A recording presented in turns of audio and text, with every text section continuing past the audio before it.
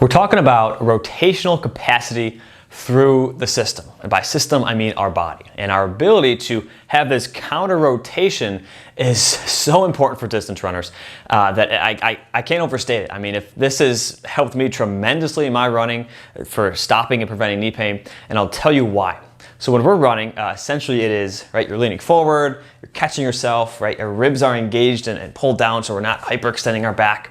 But it's not just leaning forward and catching yourself. As important as that is, there's much more to it. And there's a lot of rotational components to this that if we're missing these, we're gonna cheat, and we're gonna compensate and do this sort of side bending sort of thing that I see in a lot of runners. And I typically, when I'm seeing a patient for the first time and I'm assessing them, I look at this rotation. And I'm looking at it and saying, hey, how much rotation do we have through the back?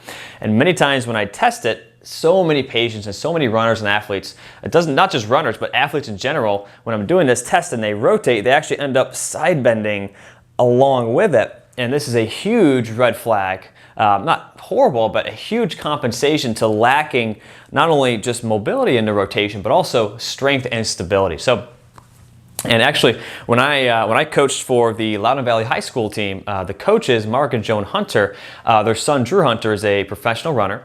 I forgot who he's sponsored by, but he's a professional distance runner. He's on Tin Man Elite in Colorado, or at least he was on there. And there's videos of him. If you look up Penn State relays, Drew Hunter, you'll see there's a fantastic video of him winning the mile at the last second. It's an amazing video. I highly recommend you watch it. But you can notice in that video, if you watch him run, he has this lean when he's running. And what's occurring there is Drew is unable, on one side, his rotational capacity, his ability to counter rotate is inhibited, right? So what I mean by this rotation is when I'm landing, my foot and hip rotate one way, and my spine rotates the other way.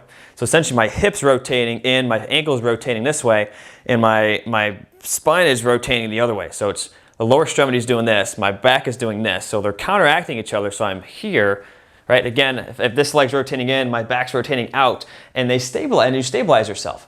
If you don't have this rotation that occurs, well, what happens is we're gonna be here, oh, I can't rotate, so I'm gonna side bend, and the amount of force, the amount of pressure and force you put on your lower extremity, your hips, your knees, and your ankles, when you do this instead of dissipating this force through rotation, that force dramatically goes up, and this can be a huge cause of hip pain, especially knee pain. Knee pain just in general, this has wrecked so many knees and wreaked havoc.